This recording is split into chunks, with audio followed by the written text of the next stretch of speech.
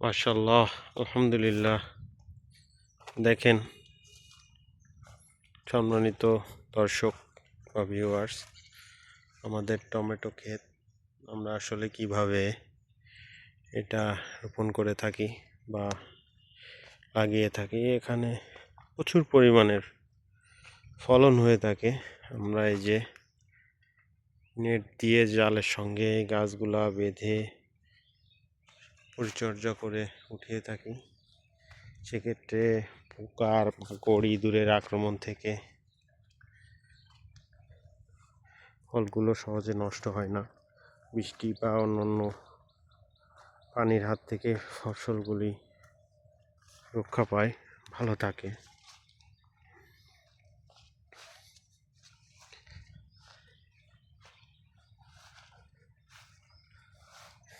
আমাদের এই ঘের বা ভেড়ের আইলের উপরে আমরা এই সবজি, টমেটো, অনেক কিছু, এই যে দেখতে পাচ্ছেন এখানে কিছু পরীক্ষামূলক আমরা পেঁয়াজ চাষ করছি।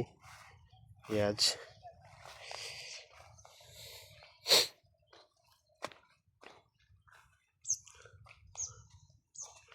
আলহামদুলিল্লাহ, টমেটো দেখতে পাচ্ছেন আপনারা। এর পাশে কিছু কপি, যেটা আমরা ওলকপি বলি, কপি চাষ করেছি। এদিকে কিছু টমেটো। আসলে ক্ষেত বললে বললাম একটা বাগান। এই গাছগুলো দেখতে পাচ্ছেন একটা মানুষের থেকেও বেশি পরিমাণ লম্বা হয়েছে, বড় হয়েছে।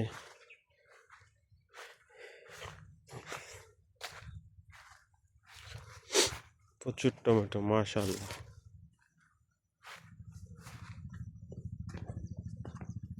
আপনারা দেখেন, দেখলেই বুঝতে পারবেন দুই সাইড থেকে কি পরিমাণ টমেটো ধরেছে গাছগুলিতে। এটা হাইব্রিড জাতের একটা টমেটো।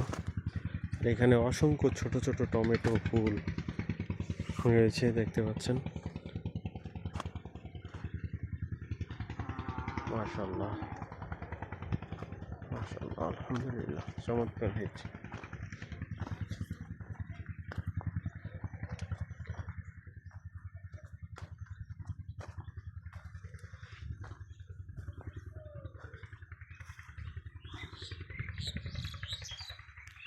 দেখেন, চমৎকার হয়েছে।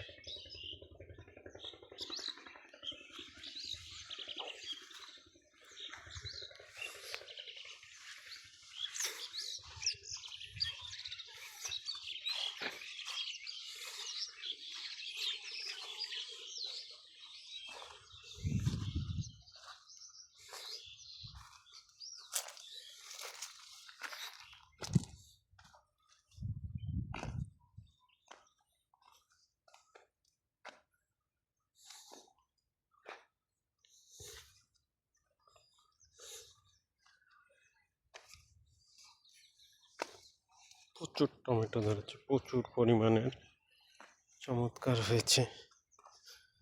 যে আমাদের পাশে ঘেরের ভেড়িতে টমেটো এবং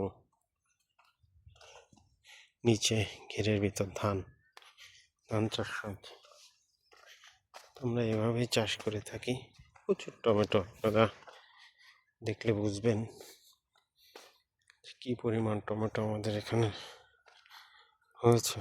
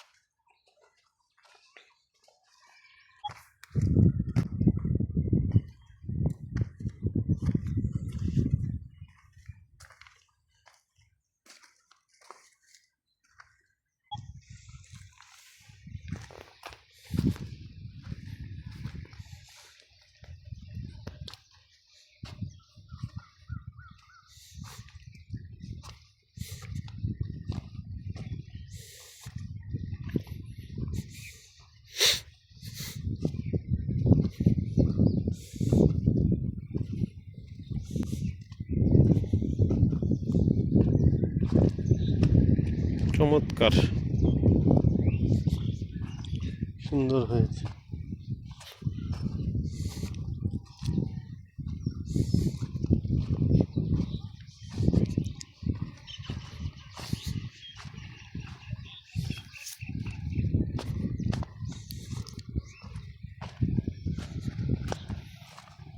দেখেন এখানে কিছু মূলা গাছ লাগানো হয়েছিল, মূলা গাছ খুব সুন্দর হয়েছে।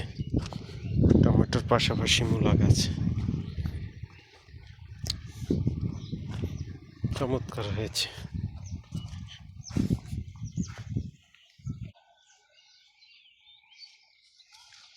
আপনারা আশা করি এই টমেটো ফলন দেখে অভিভূত হয়ে যাবেন।